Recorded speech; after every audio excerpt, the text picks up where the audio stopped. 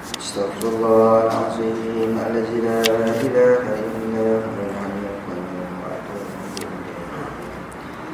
إلى حضرة النبي مصطفى رسول الله صلى الله عليه وسلم وأزواجه وذريته وأصحابه الكرام الفاتحة. أعوذ بالله من الشيطان الرجيم. بسم الله الرحمن الرحيم. الحمد لله رب العالمين الرحمن الرحيم مالك يوم الدين إياك نعبد وإياك نستعين اهدنا الصراط المستقيم صراط الذين أنعمت عليهم غير المغضوب عليهم ولا الضالين.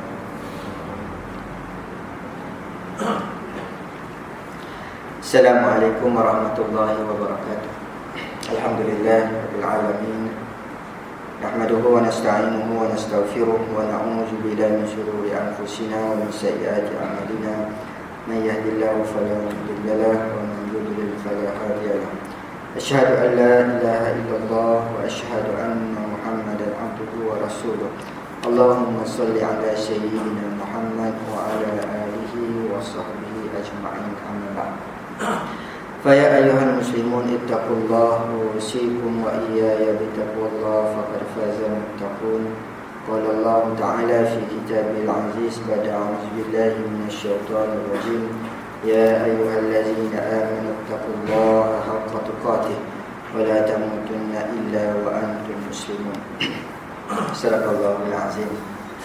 Yang dihormati Tuan Imam, Irsyad dan Kuasa Surau, Tuan Haji, Puan Hajah, para ahli ulama, ibu-ibu, bapa-bapa yang dirahmati Allah Subhanahu wa taala. Alhamdulillah, sama-sama kita merafakkan kesyukuran kepada Allah Subhanahu wa taala. Pada malam ini, malam yang ke-19 daripada bulan Zulhijjah, kita dapat sama-sama kembali untuk bermuzakarah, membincangkan kitab Qawaridun Najah fi Hayatid Du'a, iaitu bahtera penyelamat dalam kehidupan para da'i, para pendakwah, karangan Syekh Fatih Yakan, yang mana kita sama-sama membincangkan tentang mukadimah daripada kitab ini. Dan juga hari ini insya-Allah kita akan masuk kepada tajuk yang pertama, iaitu tajuk yang mana berdepannya orang-orang mukmin ini akan sentiasa berada di ambang 5 dugaan yang berat, 5 cabaran, ujian yang akan ditempuh oleh mereka, iaitu yang pertama, mukmin yang dengki kepadanya, munafik yang benci kepadanya, kafir yang memeranginya, syaitan yang menyesatkannya, dan nafsu yang sering bertarung untuk mengalahkannya. Malam ini insya-Allah kita akan bincangkan perkara yang pertama, iaitu mukmin yang dengki kepadanya. Yang lepas tuan-tuan dimati Allah Subhanahu wa taala, kita sama-sama membincangkan tentang mukadimah bagaimana syurga ini dihampiri dengan kesusahan. Huffatil jannah bil makarih. Dapat syurga itu dia dengan susah payah. Dan wa huffatin naril bisyahwat, dan neraka itu dikelilingi dan dibagari dengan syahwat, dengan nafsu syahwat, dengan kesukaan. Maka dengan sebab itulah kita terpaksa meniti liku-liku dan lurah-lurah perjalanan ini, perjalanan kehidupan yang sementara di dunia ini, dengan keadaan kita kena taat kepada perintah Allah Subhanahu wa taala, sentiasa memohon perlindungan daripada Allah Subhanahu wa taala, jangan putus hubungan kita dengan Allah, perkukuhkan nilai-nilai ubudiyah kita kepada Allah Subhanahu wa taala. Itu semua adalah untuk kita tidak tertipu dengan tipu daya dunia yang sementara ini, ataupun dengan syahwat kita, dengan nafsu syahwat kita yang mengelirukan, akhirnya kita memilih jalan ke neraka daripada memilih jalan syurga Allah Subhanahu wa taala. Maka dalam kita berdepan dengan dugaan-dugaan ini, ada beberapa 5 keadaan yang digariskan oleh Syekh Fatih Yakan ini yang pasti akan kita tempuhi. Pasti akan kita tempuhi kelima-lima perkara ini dengan meletakkan pergantungan kita ini sepenuhnya kepada Allah Subhanahu wa taala, untuk menyelamatkan diri kita daripada cobaan-cobaan, dugaan-dugaan, 5 dugaan yang hebat ini. Dalam muka surat 15 tuan-tuan yang ada kitab, muka surat 15, orang mukmin yang dengki kepadanya. Kata pengarang kitab Kalam Musannif rahimallahu ta'ala, sebagaimana lumrah diketahui, hasad adalah penyakit hati yang amat berbahaya. Hasad boleh mengikis iman seseorang mukmin itu jika ia tidak cepat kembali siuman, bertaubat kepada Allah dan tidak dilimpahi inayah dan rahmat Allah Subhanahu wa ta'ala. Seperti mana sabda Rasulullah sallallahu alaihi wasallam, dabba ilaikum da'ul umami qablakum, penyakit umat sebelum kamu akan menular pada diri kamu, akan menyerang pada diri kita pada masa kita pada hari ini. Al-hasadu wal baghdha, iaitu hasad, dengki dan permusuhan.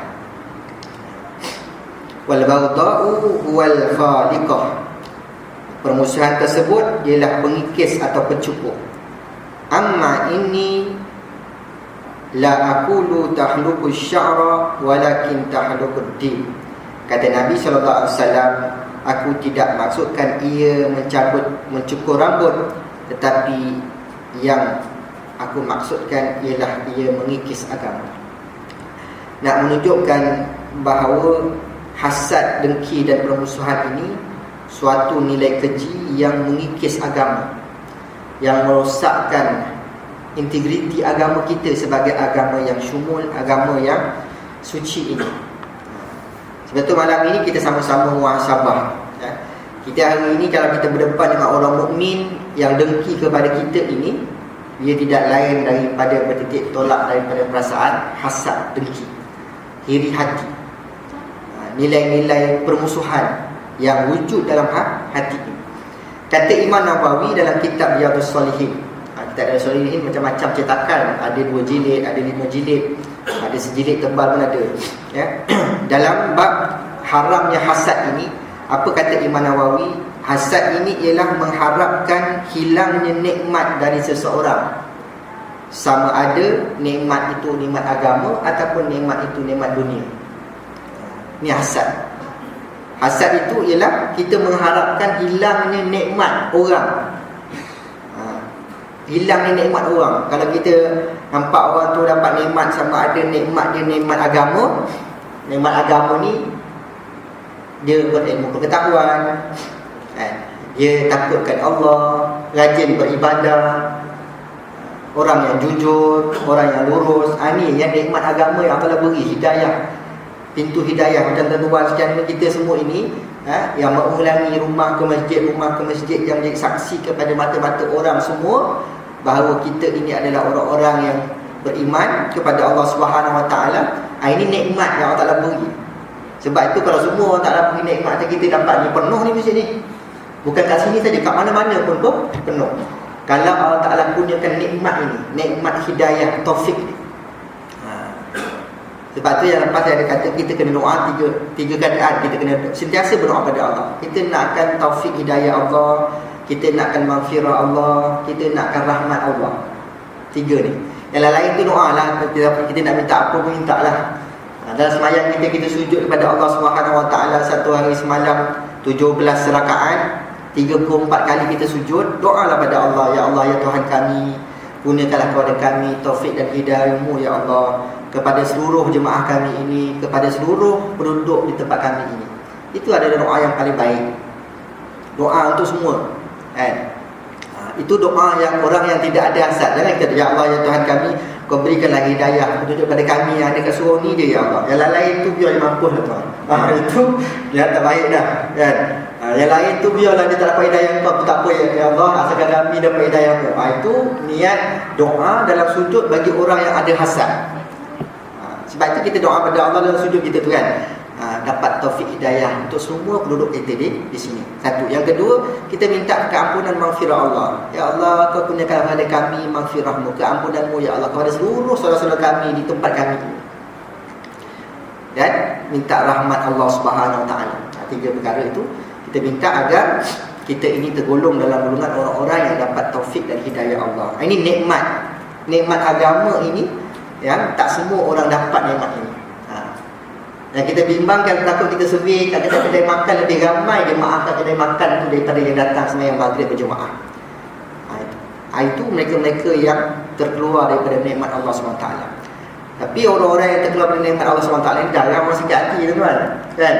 Ada kita ini, kita sembahyang contohnya, kita sembahyang kat masjid ni. Kita sakit hati orang yang makan kat kedai tu. Ada ke? Ada ke? Siapa yang katakan lepas saya ni? Kita rasa hasad. Aku semayang sujud dekat Allah, dia senang-senang makan kat kedai. Pakai punya orang contoh kan? Tak ada, saya rasa tak ada. Tak ada. Tapi kalau orang yang ada agama ni, orang lain sakit hati, hasad dengki pada dia ada. Kan? Apalah ada sangat datang ke masjid tu. Setiap malam dengan kuliah, tak ada apa-apa, ustaz ni bebel bukan. Dia pula, dia tak datang tak, tapi dia bila bebel bincang-bincang, tak payahlah datang sembahyang jemaah tu kan. Ataupun tak payahlah dengan kuliah.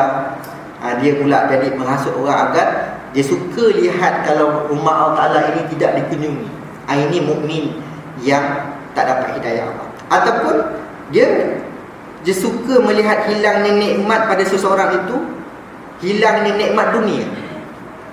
Ini kata Imam Nawawi dalam Riyadhus Shalihin. Suka tengok orang tu hilang nikmat dunia. Nikmat dunia ni tuan, nikmat kita hidup senang, ada rezeki yang melimpah ruah, keluarga yang bahagia, rumah yang selesa, kenderaan yang baik. Itu harta dunia. Ini yang pun ramai juga orang tak suka. Tak suka, pelik tengok orang pakai kereta besar sikit. Daripada mana datang duit dia dapat beli kereta? Tengok orang beli rumah kan, dia mula rasa curiga itu kepada diri dia sendiri, dan merebak kepada orang lain. Ini jenis orang yang maksud yang dikatakan hasad. Sebab itu hasad ni penyakit hati yang paling berbahaya. Kita kena muhasabah diri kita. Sebab itu orang-orang yang tidak ada ilmu, dia tak tahu hati dia berpenyakit. Ini orang yang ada ilmu saja, macam contoh kita kan, kita ada belajar, ada ilmu, saya muhasabah diri, baru kita tahu, ya Allah, dalam hati aku ni rupa-rupanya ada perasaan hasad, ya Allah. Kita muhasabah, minta ampun dengan Allah. Kalau dia tak ada ilmu, dia tak rasa ada hasad dalam hati dia tu. Dia tak rasa. Itu hasad yang dikatakan oleh Imam Nawawi dan beberapa pendapat-pendapat ulama-ulama lain, termasuk juga Fathiyah Yakat ini, yang menceritakan tentang maksud hasad itu ialah kita suka melihat nikmat pada orang lain tu hilang. Kita suka lihat kelebihan yang pada orang lain itu tak ada, dan kita nakkan kelebihan yang ada pada orang tu ada pada kita. Kenapalah tak ada pada aku, pada dia pula ni, aku tak selesa ni. Tu begitu keadaan. Kita suka tengok kekayaan orang tu, itu benci dia kaya. Tapi kalau kita kaya, kita nak kita kaya biar dia apa-apa. Itu contohnya. Kita suka tengok kelebihan orang tu, biar kelebihan orang tu ada pada kita. Biar orang tu tak ada kelebihan. Itu keadaannya. Kita suka tengok orang berpecah belah, orang bermusuh-musuhan. Kita lah yang jadi batu api ni agar orang tu bergaduh, berpecah belah, bersisih pendapat dan sebagainya. Kita suka tengok macam tu. Tapi dalam masa yang sama, kita suka biar orang suka pada kita. Kita suka biar kita ni ramai kawan dan sebagainya. Ini jenis-jenis penyakit hasad yang letak duduk dalam hati kita ini, tuan-tuan yang mati Allah Subhanahu Wa Taala. Kelebihan lain, kita sakit hati orang suara baik, kita sakit hati orang tu ada rupa paras cantik, kita sakit hati orang tu kacak putih kulitnya, kita ni hitam. Macam kisah 3 budak hitam, dia jalan dalam tepi pantai. Ini anak-anak orang asli dah kan, tuan-tuan. Orang Kuala. Dulu ke tempat saya tu, kalau di Segarang tu, kita sekolah ni masuk sekolah menengah je, kita berjumpa berkawan dengan orang Kuala. Tapi dia cukup marah, jangan panggil dia orang Kuala kan. Kalau dengar dia sebut kita panggil dia orang Kuala, dia report kat Sultan sebab dia jadi anak kat Sultan. Itu keadaan. Itu pesisiran daripada Sekarang naik ke Rengit, Punggol tu juga, kalau mana tuan pernah ke sana, itu ada perkampungan orang asli, dia dijaga oleh sultan. Tak boleh sentuh sikit. Dia buat kita tak apa, dia langgar kita boleh, kita langgar dia tak boleh. Itu keadaannya. Jadi kalau main bola, zaman-zaman saya main bola dulu, bila ada open dia, pertandingan dan sebagainya, confirmnya kita akan berjumpa dengan 3-4 tim daripada orang-orang asli ni. Dia punya permainan dia tak pandai main, tapi dia kereta kebal, dia rengkuh macam dia. Aduh kan, sampai pengadil pun nak cik wisit pun bersalah. Ni nak salahkan siapa dia kan? Kalau aku salahkan dia kan, dia report ke sultan. Allahu Akbar. Itu keadaan begitu. Tapi berkat kita berkawan dengan dia, berkawan, sekolah tu bercampur, berkawan dan sebagainya, dia berjaya mengikis perasaan-perasaan keakuan, dia punya perkauman dia tu. Jadi dia marah kalau panggil dia orang kepala. Ni cerita 3 budak hitam. Orang kepala ni orang hitam kan dulu zaman-zaman saya. Sekarang ni Allahu Akbar, tengok anak dara dia cantik-cantik. Tu. Dan tu pantai lah, orang pantai. Kat sini kita orang asli biasa je. Dia orang pantai, duduk tepi pantai. Rumah pun atas air, terapung rumah-rumah dia dululah. Itu keadaan.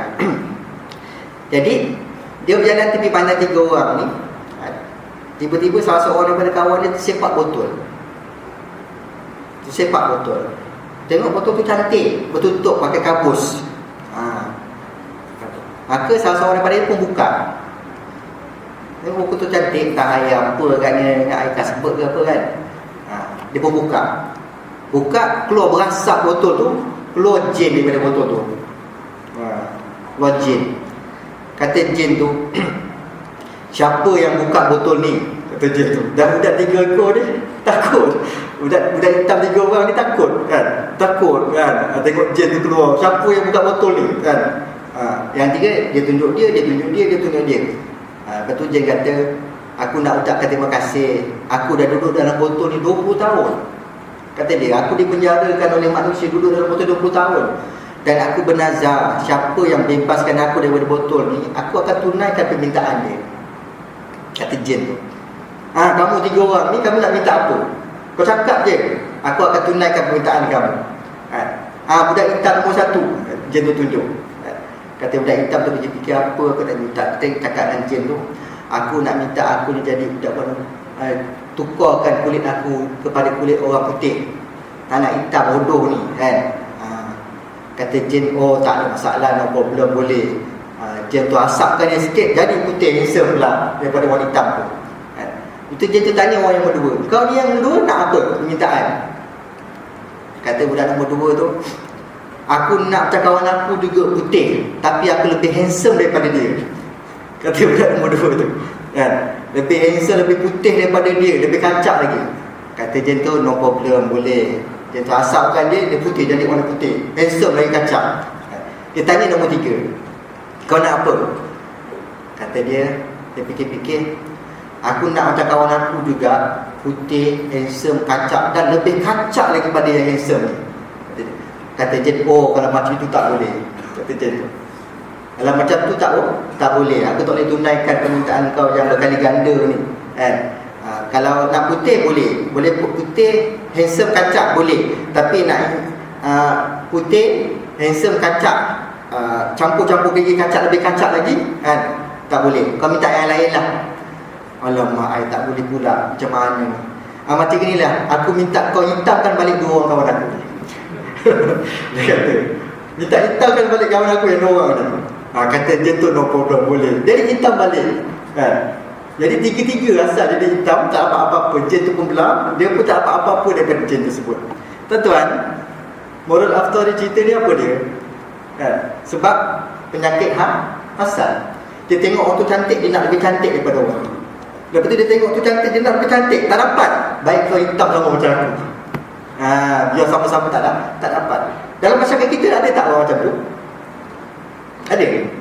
Tuan-tuan pernah jumpa orang macam tu? Jiran kita ke, kawan ke, sekampung kita ke, setaman dengan kita ke, ada perangai macam tu? Ada. Mungkin kita ada pengalaman masing-masing jumpa. Kalau tidak, masakan para ulama bagi pada kita pengalaman-pengalaman, kisah-kisah yang mengajar kepada kita. Itu dia kan. Sebab itu Nabi kata, penyakit umat sebelum kamu telah menular kepada kamu. Tuan-tuan, hasad dengki ini adalah penyakit yang paling tua dalam dunia.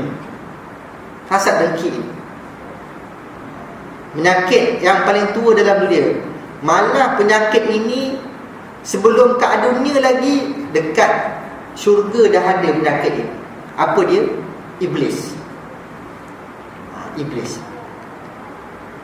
Iblis dia rasa bila Allah Ta'ala suruh dia sujud, wa isqala rabbuka lil malaikati isjudu, suruh sujud pada Adam alaihissalam.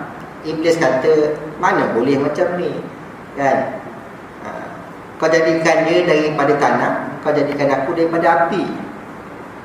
Halaqtani minan nar wa halaqtahu min tin. Mana boleh aku nak sujud pada dia? Ni hasad. Dia rasa dia mulia, dia rasa dia hebat. Bila Allah Ta'ala perintahkan pada dia, daripada situlah menularnya penyakit hasad dengki ini, kan? Selepas daripada itu, rentetan tu turun ke bumi. Penyakit itu diresapi pula oleh anak Adam alaihissalam, Qabil dan Habil. Yang ada sejarahnya tentang korban. Yang mungkin itu siapa ustaz, siapa cerita itu cerita saya, kan? Cerita sejarah tentang Habil dan Qabil. Bagaimana Qabil tak setuju nak dijodohkan dengan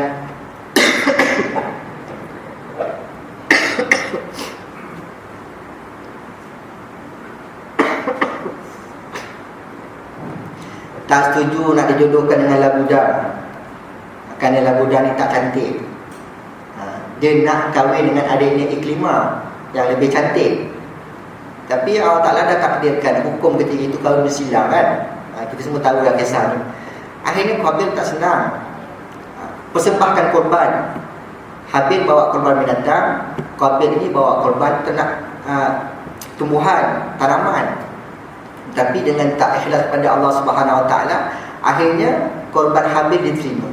Habil dah cakap dengan abang dia Qabil, Allah telah memberi petunjuk bahawa korban aku diterima dan aku diberi pilihan untuk berkahwin seperti mana yang dicanangkan oleh ayah, oleh bapa kita.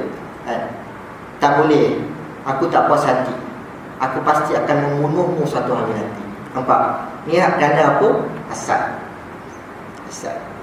Sebab tu malaikat dah tahu dah. Allah sebab cakap Allah Subhanahu Wa Taala, kau nak ciptakan manusia yang bertumpahkan darah di atas muka bumi. Allah tahu dah benda tu, kan? Kepada siapa yang ikut peraturan Allah Subhanahu Wa Taala, dia selamat. Maka berlaku hasad ketika zaman kisah anak Adam, Qabil dan Habil.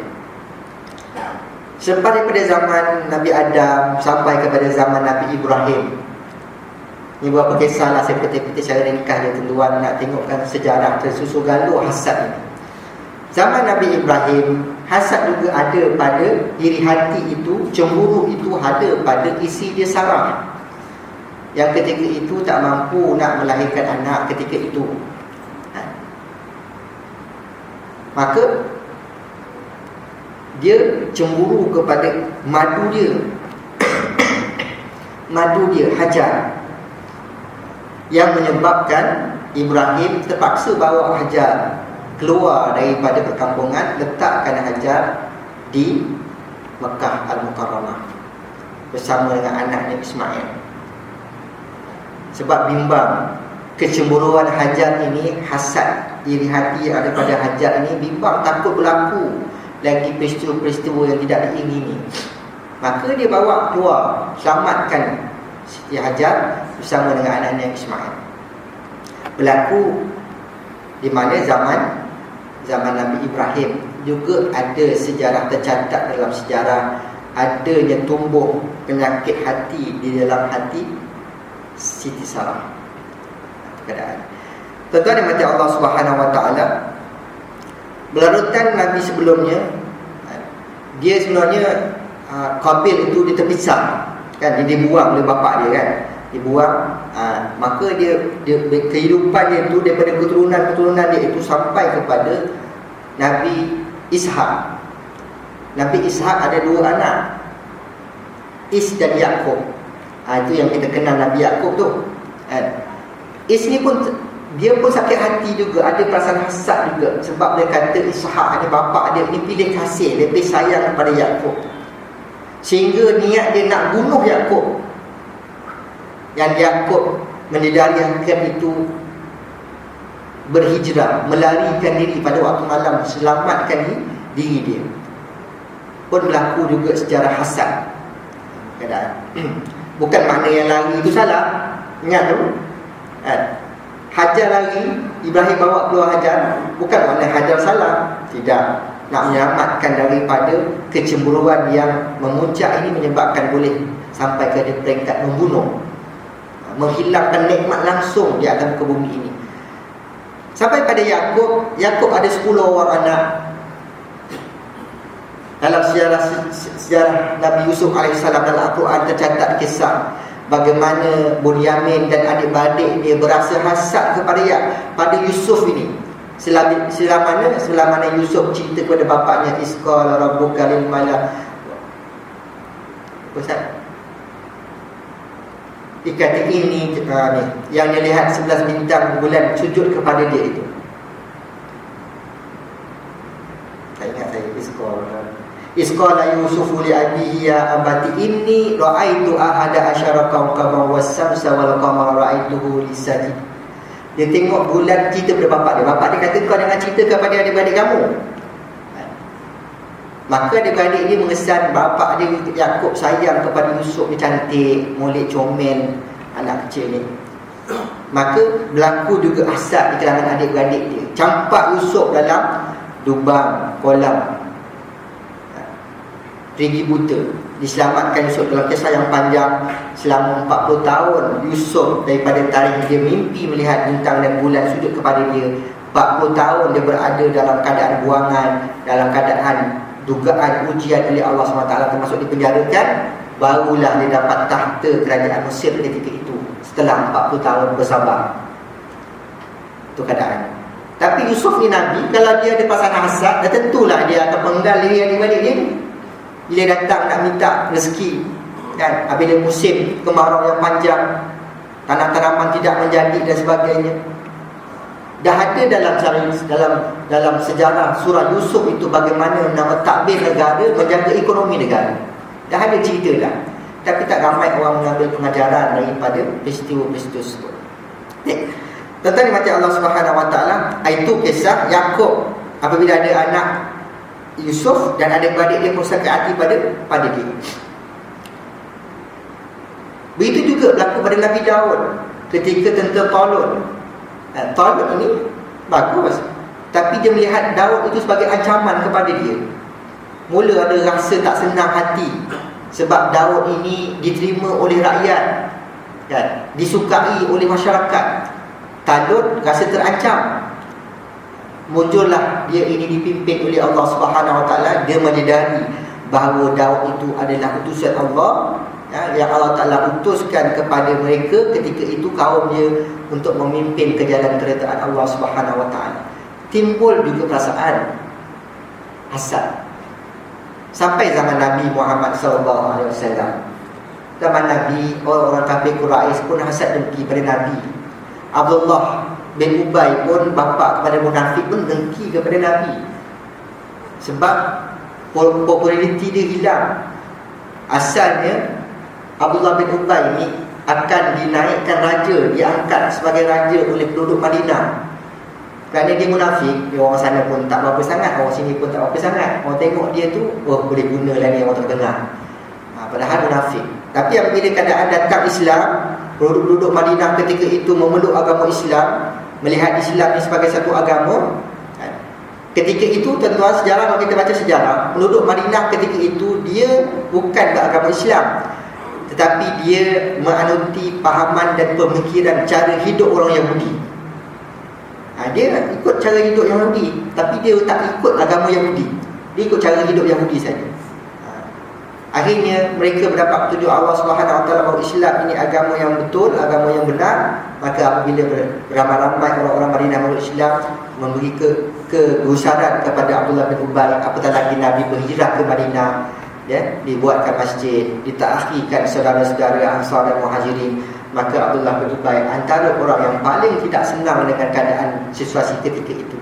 Hasad. Walaupun dia kata dia beriman, dia semayang belakang Nabi SAW, tapi hasad dia tidak boleh buang. Aisyah, isteri Nabi, Ummahatul Mukminin, bagaimana dalam satu hadis Nabi ceritakan bahawa Aisyah katakan kepada madu dia, kan, tentang betis dia besar, orangnya pendek. Nabi marah kepada Aisyah, kamu telah mengungkapkan satu kalimah yang jika dicampakkan kalimah itu ke laut nasai akan merubah air laut itu. Ini marah. Sebab apa? Sebab ada iri hati juga di hati Aisyah. Asyik sebut Khadijah, Aisyah diri hati. Ada perasaan macam itu. Tapi itu untuk pengajaran kepada kita. Pengajaran, jangan dibiarkan penyakit itu. Walaupun ada di kalangan hati-hati orang yang beriman, ada penyakit itu, tapi orang-orang yang beriman ini dia berjaya mengawal agar penyakit itu tidak merebak, dia tidak dibarah dalam kehidupan kita. Sampailah kita pada hari ini, para ulama sejarah Fathiyakat ini yang berjuang menegakkan Islam di Lebanon, kenapa dia dicampakkan dalam penjara? Kenapa dia mengalami kehidupan yang sangat getir untuk menyebarkan dakwah Islam di Lebanon? Sedangkan hakikat ketika itu Lebanon Islam belaka. Cumanya di Lebanon ketika itu mereka menganuti pahaman-pahaman dan ideologi yang berbagai. Sekularismenya ada, pluralismenya ada, syiahnya ada, berbagai-bagai, berkecamuk kepala otak orang Lebanon ketika Fathiyakat ini berdakwah. Sebab itu dia pernah menyeru, wahai saudara-saudaraku semua, marilah bersama-sama kita untuk mengangkat martabat Islam tanpa memikirkan siapa ideologi kamu. Ini walaupun ada orang tak setuju dengan laungan Fathiyakat ini, tapi ketika itu maqasid syariahnya sangat wajar dia menyeru ke arah itu di Lebanon ketika itu. Bila semua manusia kalau sama-sama melihat seruan dia itu mengangkat martabat Islam, memahami Islam itu secara betul, maka nescaya dia akan membuang ideologi tak betul. Dia akan buang ideologi ini. Tapi dia gagal untuk menyatukan kerana hebatnya ideologi yang meresap masuk dalam pemikiran orang Lebanon ketika itu hasil daripada kejatuhan khilafah Islamiyah Turki Utsmaniyah 1924. Maka Barat melalui Yahudi, protokol-protokol Yahudi ini menyerang pemikiran-pemikiran umat Islam. Sampailah kita pada hari ini di Indonesia, apa kurangnya? Ni kita duduk ramai-ramai ni, entah ideologi macam-macam ada dalam kepala otak kita. Sebab itu kita duduk dalam rumah Allah Subhanahu Wa Taala, kita berbincang bermuzakirah tentang ilmu-ilmu Allah Subhanahu Wa Taala, ayat-ayat Allah Subhanahu Wa Taala, hadis Nabi sallallahu alaihi wasallam. Kerana apa? Kerana kita nak menyatukan balik fikrah kita ini agar fikrah kita ini adalah acuan Islam yang betul. Buang ideologi-ideologi yang tak betul tu, yang mengatakan peraturan-peraturan perlembagaan ciptaan manusia lebih baik daripada ciptaan Allah. Buang fikrah-fikrah ini yang boleh menyesatkan kita untuk dapat raih syurga Allah Subhanahu Wa Taala. Sebab itu kita duduk dalam rumah Allah Taala ini. Duduk, sujud kita, sembahyang kita, ngadap kiblat kita hanya satu kepada Allah Subhanahu Wa Taala. Itulah matlamat kita nak menyatukan pemikiran-pemikiran kita ini agar kita satu mengesahkan Allah Subhanahu Wa Taala. Bila satu menyembah Allah, Nabi kita Muhammad sallallahu alaihi wasallam, maka segala perbuatan-perbuatan kita, tindak tanduk kita, percakapan-percakapan kita semua adalah acuan daripada sunnah Nabi SAW, acuan daripada Al-Quran yang agung. Ini keadaannya tuan-tuan kata Allah Subhanahu Wa Taala. Sebab itu ini sejarah.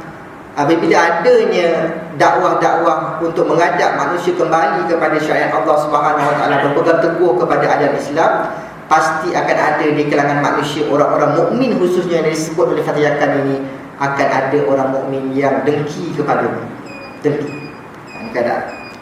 Sebab itu tuan-tuan yang mati Allah Subhanahu Wa Taala, Rasulullah sallallahu alaihi wasallam bersabda,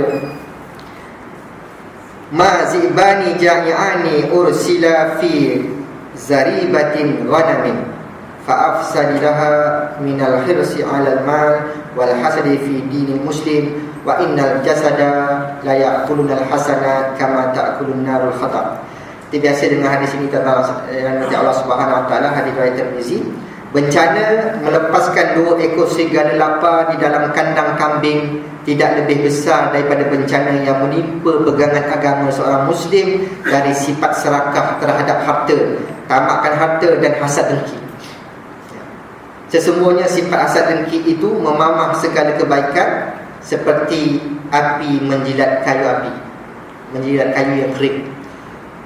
Ini maksud Nabi SAW menceritakan kepada kita bahawa kalau sekadar kita melepaskan 2 ekor serigala lapar dalam kandang kambing, kita anggap itu sebagai satu bencana.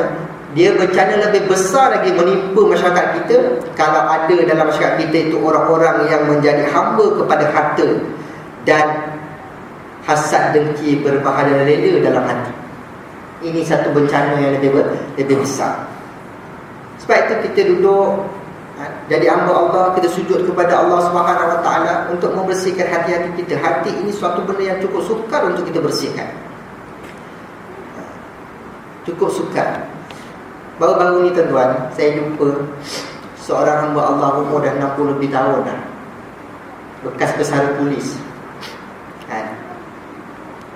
Puncanya isteri dia lah. Isteri dia cikgu dekat pencen dah.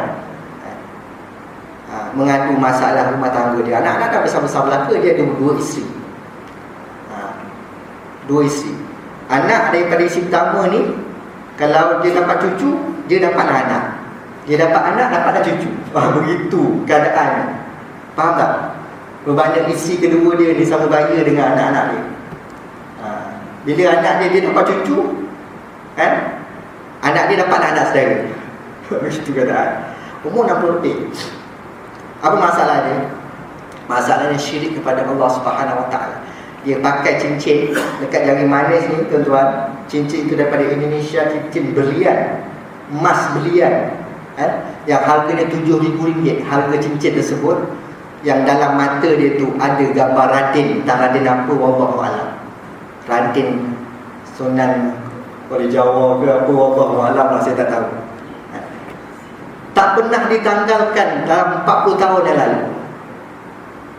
Tak pernah ditanggalkan. Ketika nak menanggalkan cincin dia tu putih kulit dia ini sebab dah mati dah, dengan sebab cincin itu pakai. Rasa-rasanya nak cabut pun susah. Kalau dia ambil wudu pun tak masuk air tuan-tuan. Tak masuk air. Bayangkan bagaimana dia syirik kepada Allah. 64 tahun usia dia. 64 tahun. Dia percaya bahawa cincin itu boleh memberi manfaat kepada dia dan menolak mudarat. Syirik, wa'iyazbillah. Kita akan pergi lagi semula. Nak bunuh gaji umur 100 lebih pun dapat. Kalau ikut muasasah tabung haji lah, kan? Sekarang pun daftar tabung haji tahun 2050 lebih ke 2060 baru dapat pergi haji. Kita tak ada tuan, macam Allah Subhanahu Wa Taala. Bahaya orang yang ada macam gitu. Kita tu ada pakai cincin-cincin, dia tengok niat kita pakai cincin. Ikut sunnah Nabi ke, ataupun cincin itu ada maknanya di sebalik itu. Bahaya.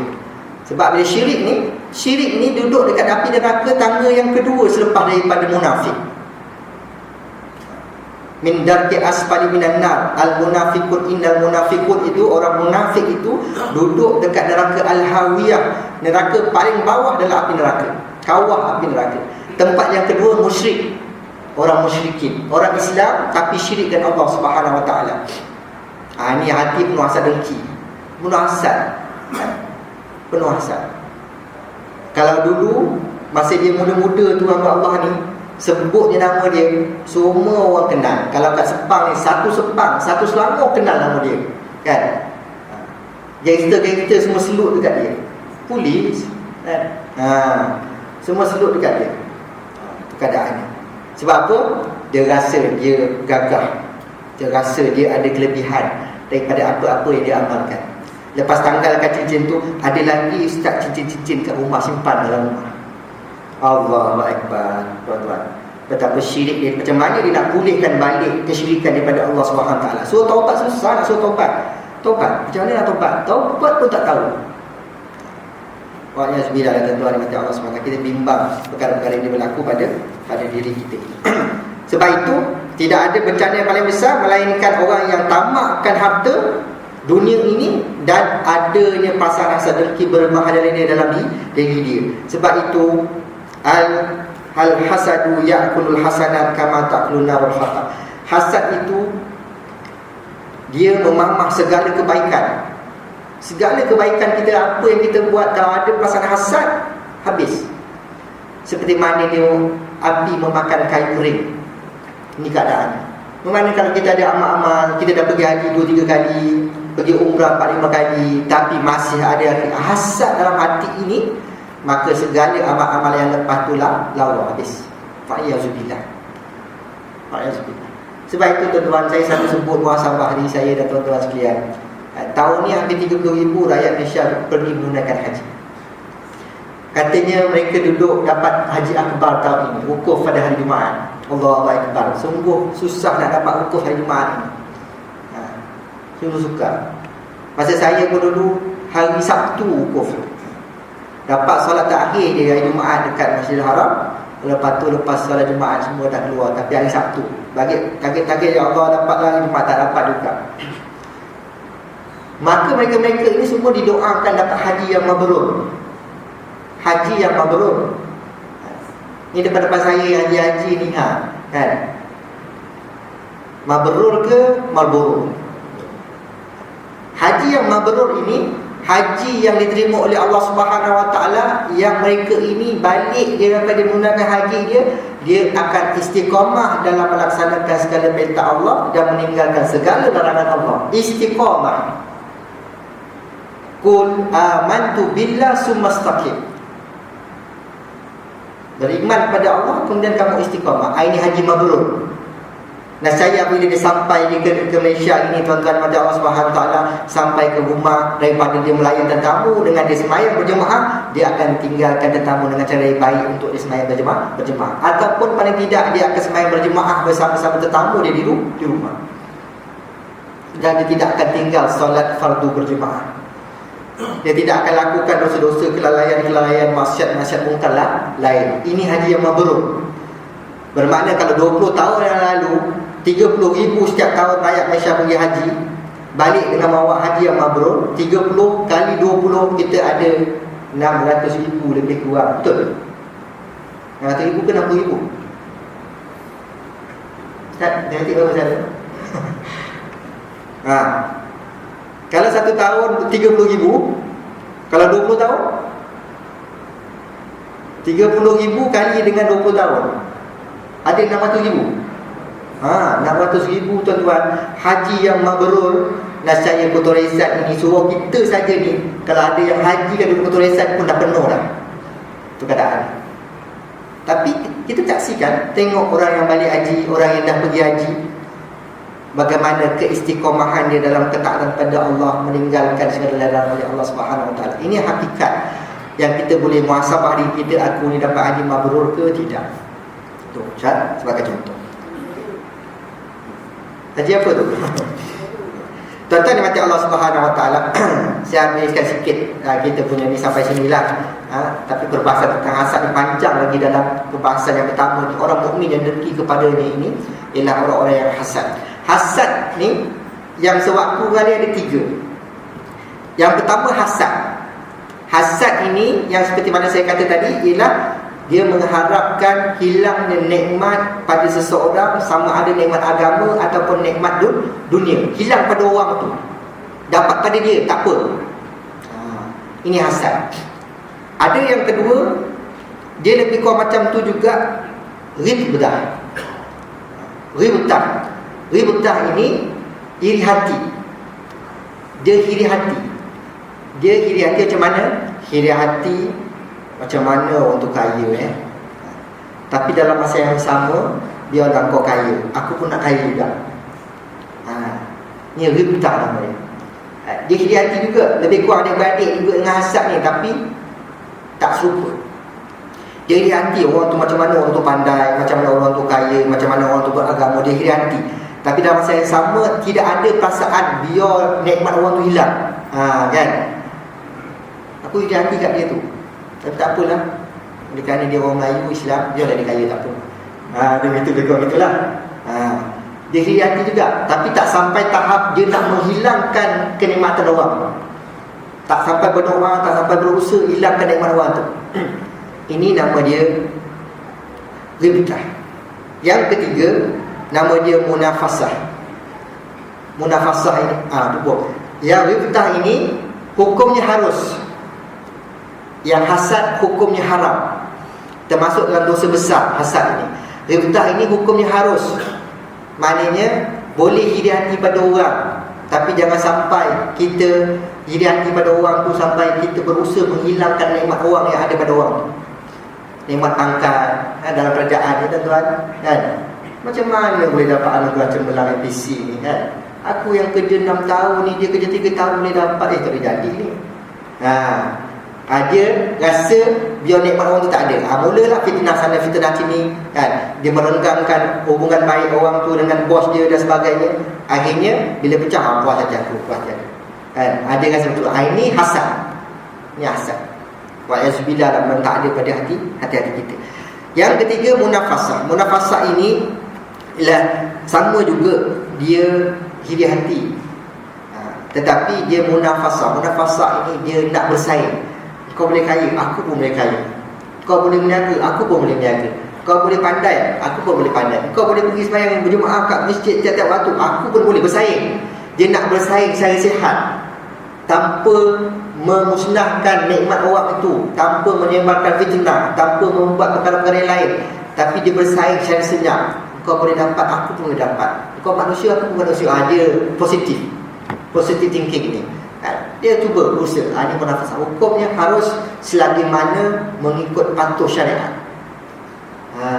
Kau kaya, aku mana kaya. Tapi kaya kita makan rasuah, kaya kita suap orang, kaya kita dengan mendapat harta yang haram. Itu haram hukum, sebab tak patuh syariat. Yang dibenarkan harus hukumnya munafasah ini ialah apabila kita patuh syariat. Kita bersaing secara sihat.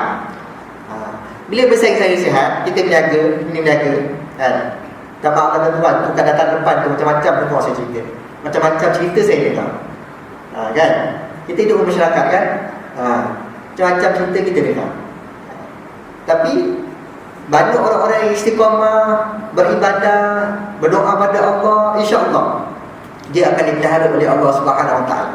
Bagi yang penuh dengan hasad dengki, tak boleh tengok orang lebih sikit, nak bersaing nak bersaing juga. Orang yang bersaing tu bagus lah. Yang B nak bersaing tu bagus. Yang A tu rasa ada persaingan pada dia pula hasad pula. Ni ramai betul orang Melayu kita macam tu. Pergi beli kedai, beli barang, tak ada. Barang ni tak ada kat sini, kata dia. Kat mana? Tak tahu. Padahal dia tahu tu kedai berapa kilometer lepas tu ada kedai yang sama jual juga batas spare-part barang-barang contohnya. Tu orang Melayu susah nak cakap macam tu. Tapi kalau kita pergi orang Cina,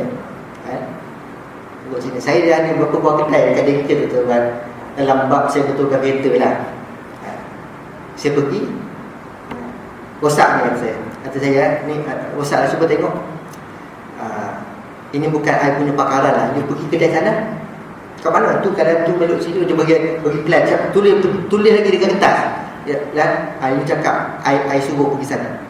Cina sama Cina. Padahal kalau dia nak buat tu boleh juga dia buat. Boleh dia buat tu sebenarnya. Tapi dia kata bukan kepakaran dia. Ada lagi yang khususan kedai yang buat tu. Pergilah. Ada.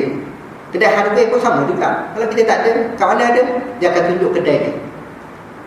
Itu bukan saya nak puji bangsa Cina tu, tuan-tuan. Tapi nak ceritakan bahawa persaingan tu sihat. Persaingan itu sihat. Ini yang ada dalam Islam. Kita kalau nak bersaing, kan, orang tu boleh pandai. Macam mana anak orang tu pandai. Anak-anak kita nak besar ni, mesti ada cara. Sama ada kita belajar dengan dia. Tahu anak kau belajar betul-betul. Jangan besok kau tak pandai belajar, kau sakit hati pada orang yang pandai belajar. Itu contohnya. Belajar dekat kelas, jangan ada dengan wujudkan diri anak-anak kita itu rasa dia pandai, dia menafikan kepandaian orang lain.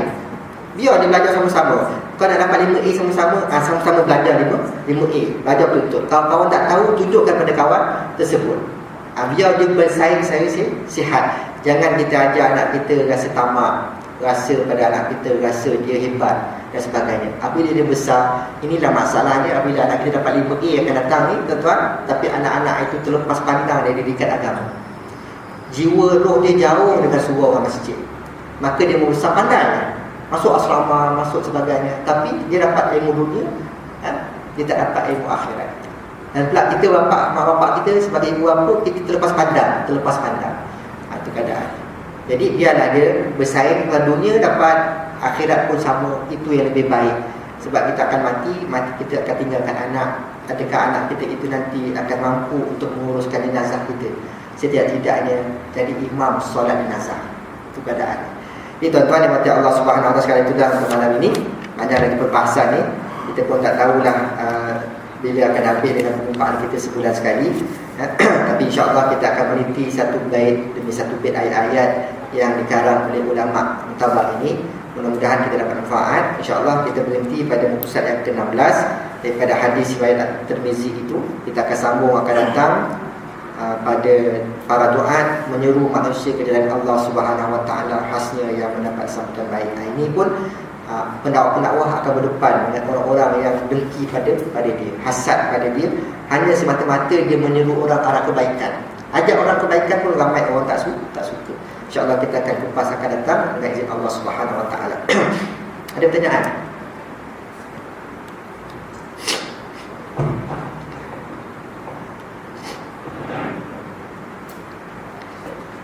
Baik tuan-tuan, insyaAllah kita sama-sama istighfar kepada Allah Subhanahu Wa Taala, memohon ampunan. Mudah-mudahan Allah Subhanahu Wa Taala sentiasa mengampunkan dosa-dosa kita dan menjauhkan diri kita ini daripada segala sifat-sifat hasad, sifat-sifat iri hati.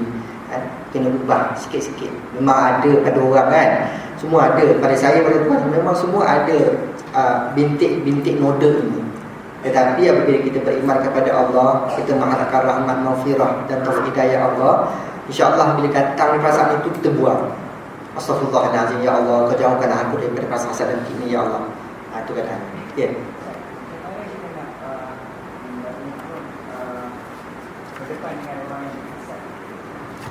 Soalan itu ada dalam kitab yang akan datang. Bagaimana kita nak berdepan dengan orang-orang yang hasad dengki pada kita? Kalau Al-Quran ada ajar dan hadis Nabi ada gitu. Kalau ada buku ni macam semak lah, lupa insya-Allah kan. Ada perkataan. Jadi saya tak payah jawab sekarang. Kalau saya jawab sekarang nanti pada tajuk akan datang tu dah tak ada poin nak cakap lah. Itu perkataan. Insya-Allah tuan-tuan. Yang penting sekarang ni kalau kita jumpa tajuk tu, kalau ada orang hasad dengki pada kita, jangan layan. Dan doa pada Allah Subhanahu Wa Taala. Pelihara diri kita dan pelihara dia. Jangan layan. Hasad dengki ni kalau kita layan, dia gaduh kan. Dia hasad pada kita, kita hasad balik pada dia. Lawan. Kau bagi aku satu, aku bagi kau satu. Sulaiman, kau bagi aku satu, aku bagi kau dua. Biar kita dengan diri kita neraka. Wa'iyyazubillah. Dosa, tanggung dosa.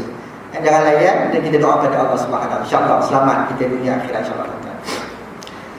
Kita sama-sama istighfar, mohon ampunan kepada Allah Subhanahu Wa Taala. Mudah-mudahan Allah Subhanahu Wa Taala mengampuni diri kita dan mengampunkan dosa-dosa kita, insya-Allah. Astaghfirullahalazim, allazi la ilaha illa huwal hayyul qayyum wa atubu ilayhi. Astaghfirullahalazim, allazi la ilaha illa huwal hayyul qayyum wa atubu. Astaghfirullahalazim, allazi la ilaha illa huwal hayyul qayyum wa atubu ilayhi. Auzubillahi. Bismillahirrahmanirrahim. Alhamdulillahirabbil alamin. Wassalatu wassalamu ala asyrofil mursalin wa ala alihi wa sahbihi ajma'in. Allah ya Allah, ya Rahman, ya Rahim, ya Wadud, ya Mu'izz, ya Dzal Jalali wal Ikram. Kami mendatangkan kepada-Mu, ya Allah. Ampunlah dosa-dosa kami, dosa-dosa orang-orang yang terdahulu daripada kami, dosa-dosa ibu bapa kami, dosa-dosa guru-guru kami, dosa-dosa sahabat kandai kami, kaum keluarga kami dan seluruh penduduk di kota Malaysia ini, ya Allah. Hanya pada Engkau sajalah, ya Allah, yang layak mengampunkan dosa-dosa di atas kelalaian, kealpaan, kejahilan yang kami lakukan kepada segala perkara-perkara yang Engkau perintahkan, ya Allah. Ya Allah, ya Rahman, ya Rahim, jauhkanlah hati-hati kami ini daripada perasaan hasad, dengki, iri hati, dendam dan cemburu, ya Allah. Jauhkanlah diri kami ini daripada segala sifat-sifat mazmumah yang menghancurkan diri kami, yang menafikan diri kami untuk masuk ke syurga-Mu, Ya Allah. Ya Allah, jauhkanlah kami daripada fitnah kehidupan dan kematian, Ya Allah. Jauhkanlah kami daripada fitnah Masih Dajjal, Ya Allah. Jauhkanlah kami daripada azab siksa kubur-Mu, Ya Allah. Dan bebaskanlah kami daripada azab api neraka-Mu, Ya Allah. Kepada-Mu, Ya Allah, kami sembah. Kepada-Mu, Ya Allah, kami mohon pertolongan. Rabbana atina fid dunya hasanah wa fil akhirati hasanah wa qina azabannar. Wa sallallahu ala sayyidina Muhammad wa ala alihi washabbihi wasallam. Walhamdulillahi rabbil alamin.